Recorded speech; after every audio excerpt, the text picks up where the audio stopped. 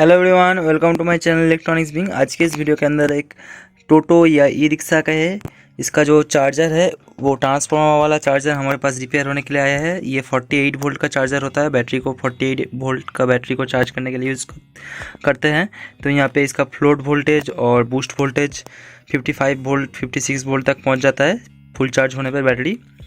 तो इसके अंदर अभी जो प्रॉब्लम है, यहाँ पे मैंने सीरीज़ बोर्ड पे लगाया है इसको। जब भी आप कोई हेवी इलेक्ट्रिकल व्हीकल कुछ भी आप रिपेयर कर रहे हैं, एसी सप्लाई वाला मतलब 230 वोल्ट वाला या कोई 12 वोल्ट वाला, उसको पहले सीरीज सप्लाई पे कनेक्ट करें। सीरीज सप्लाई मतलब क्या, इस मशीन का जो मैक्सिमम करंट है जो ये ऑपरेट होने का टाइम लेता है उसका ज़्यादा करंट नहीं हो, इसलिए एक करंट लिमिटिंग रेजिस्टेंस सीरीज़ का मतलब यही है। सीरीज़ बल्ब का यह इसलिए यूज़ करते हैं। 200 वाट का सीरीज़ बल्ब है जिसके मदद से हम इसका मैक्सिमम जो करंट परमिसिबल करंट है उससे ज़्यादा ना जाए, इसलिए इस सीरीज़ बल्ब को यूज़ कर रहे हैं। तो इसका जो ब्राइटनेस है उससे हमें पता चल जाएगा ये नो लोड पे कितना करंट ले रहा है। As a current limiter ammeter हम सस्ते में सीरीज़ लैम्प को यूज़ करते हैं। तो देखिए मैंने सप्लाई को ऑन कर दिया है।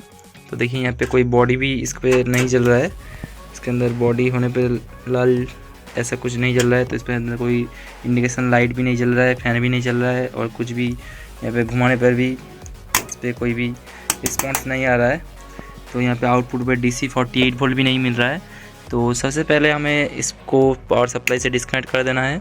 तो इसका जो कस्टमर का कहना है, ये चलते चलते बारिश के टाइम पे चार्ज दिया था, तो चलते चलते कुछ इसके अंदर से ब्लास्ट होने का साउंड आया, उसके बाद ये नहीं चल रहा है। तो सबसे पहले जो डाउट जाता है कि यहाँ पे इसका जो फ्यूज़ है ये ख़राब हो सकता है। तो इसका फ्यूज़ मैं निकाल के एक बार चेक कर लेता हूँ।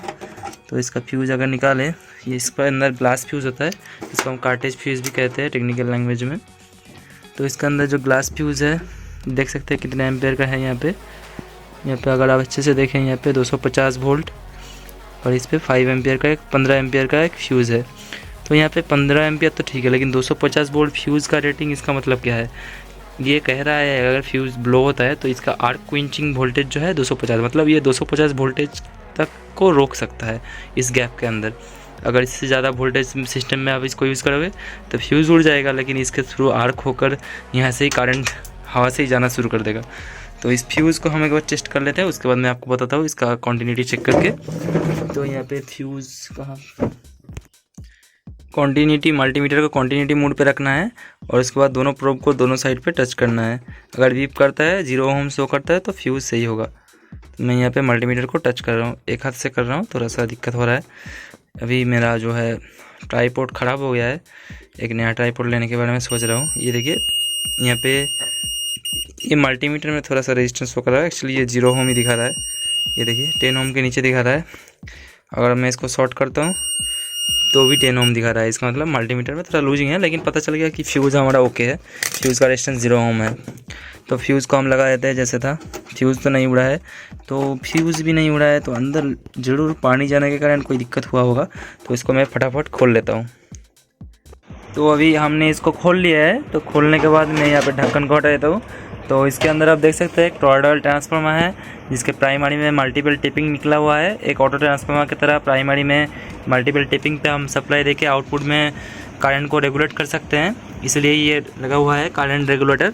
यहाँ पे क्या होता है, प्राइमरी जो 230 वोल्ट आता है इसको डिफरेंट टिपिंग पे देके हम आउटपुट का करंट कम ज़्यादा कर सकते हैं, मतलब बैटरी लगाने के टाइम। तो यहाँ पे क्यों इसका यूज़ किया गया है, क्योंकि काफ़ी जगह पे वोल्टेज कभी 180 वोल्ट, काफ़ी जगह पे 220 वोल्ट, काफ़ी जगह पे 250 वोल्ट इस तरीके से होता है।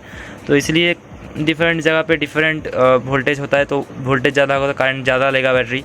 तो यहाँ पे ऐसा तो नहीं हो सकता है कि ऑटोमेटिक हो जाए, तो SMPS में हो जाता है, लेकिन यहाँ पे तो मैनुअल है। एक्चुअली मैनुअली बेस्ट है क्योंकि ये ख़राब उतना नहीं होता है। अगर छोटा मोटा वायर टूटना ये सब होता है लेकिन रिपेयर हो जाता है, लेकिन SMPS जो रहता है उसका मॉसफेट उड़ जाता है, उसका कैपेसिटर ब्लास्ट हो जाता है, उसका रेक्टिफायर शॉर्ट हो जाता है। काफ़ी ज़्यादा PWM IC अगर ख़राब हो जाए वो तो रिपेयरेबल नहीं रहता है, तो उसका पूरा चेंज ही करना पड़ता है। लेकिन ये वाला वायर ख़राब होना या फिर फ्यूज़ उड़ जाना, फिर या स्विच ख़राब होना, ये सब ही होता है। और यहाँ पर आउटपुट में रेक्टिफायर जो है ब्रिज रेक्टिफायर लगा हुआ है, फुल ब्रिज रेक्टिफायर। तो काफ़ी सारा पैरेलल में 3 पीस ब्रिज रेक्टिफायर 10 एम्पियर का पैरेलल में लगा हुआ है और आउटपुट में एक फ्यूज़ भी लगा हुआ है।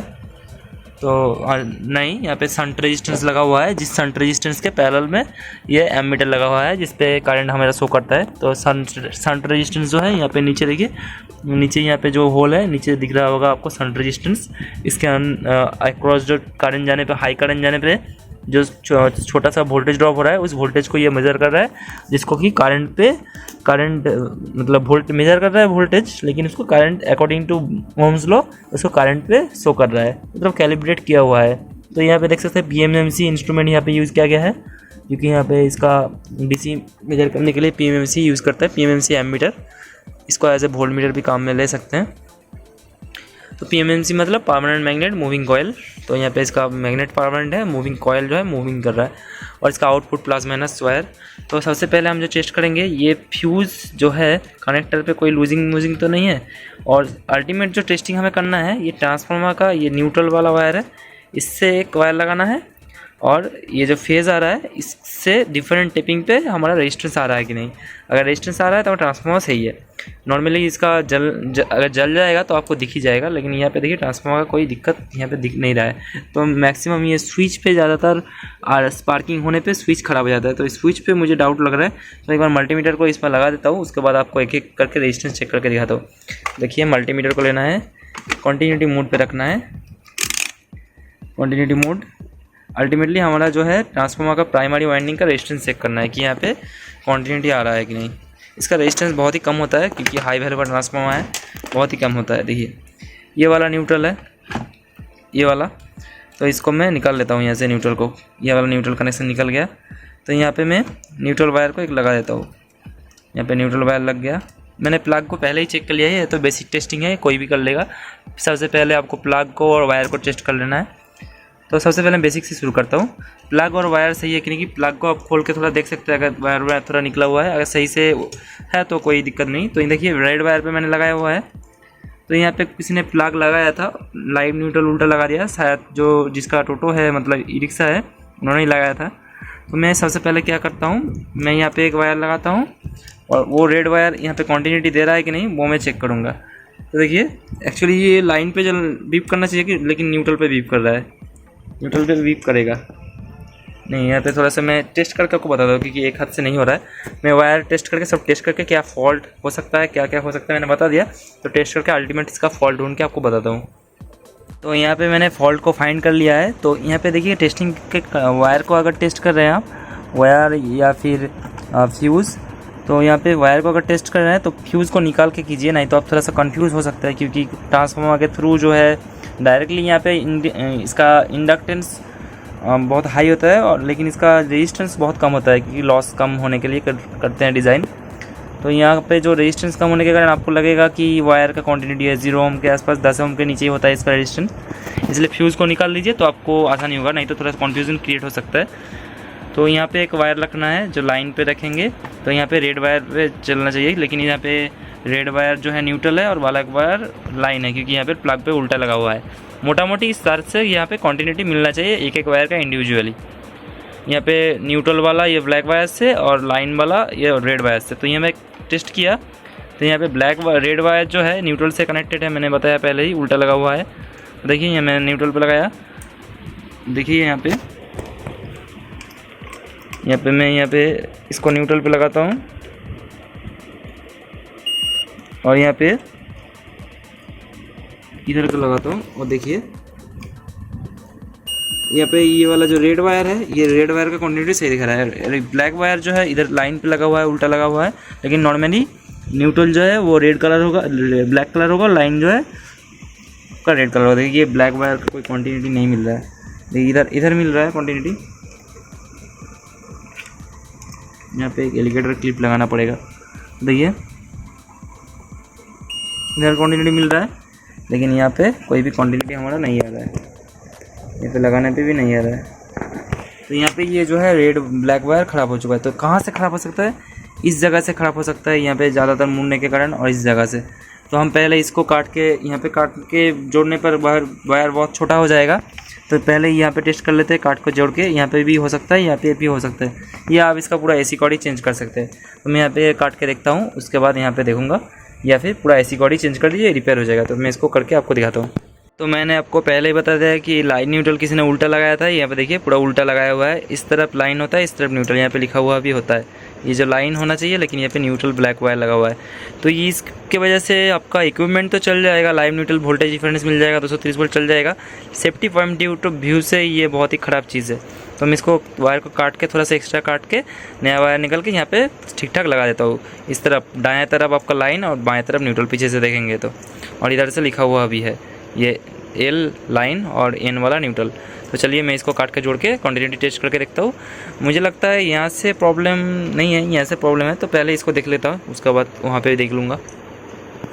तो अभी मैंने यहाँ पे आउटपुट में डीसी वोल्ट मीटर कनेक्ट कर दिया है। तो एक एक करके 1 से लेके 10 तक कितना आपका ओपन सर्किट वोल्टेज आपको मिलता है डीसी आउटपुट में, वो भी दिखा दूँगा। तो ये हमारा रिपेयर हो चुका है। इसका एसी कॉर्ड मेन ख़राब था ज़्यादातर उस जगह पे, और ये इस जगह पे ज़्यादातर मुड़ने के कारण अंदर से वायर टूट जाते हैं। और यहाँ पे अगर फ़ैन नहीं चल रहा है तो फ़ैन को 12 वोल्ट पे चलता है। तो यहाँ पे रेक्टिफायर लगा हुआ है, 12 वोल्ट का टेपिंग निकला हुआ है, और 7812 लगा हुआ है पॉजिटिव वोल्टेज रेगुलेटर। तो यहाँ पे आप देख सकते हैं कि अगर 12 वोल्ट नहीं मिल रहा है तो AC 12 वोल्ट मिल रहा है कि नहीं। उसके बाद फ़ैन को आप ठीक कर सकते हैं। फ़ैन ज़्यादातर ख़राब नहीं होता है, 7812 ख़राब हो जाता है।